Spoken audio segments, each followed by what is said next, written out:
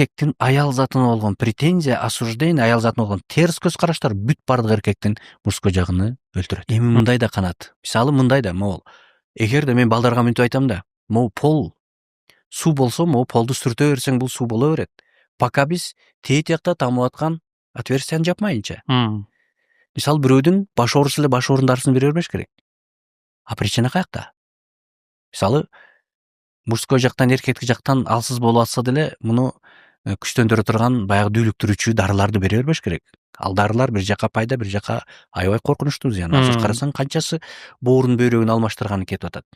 Ошонун кесепети. Ошонун кесепетинен. Вот, причина көрдүң. Мисалы көзгө көрүнбөйт. Көзгө эмне көрүнбөйт? Көзгө мисалы адамдагы ой, образдар көрүнбөйт. Жана менталдык жак дебедикпи?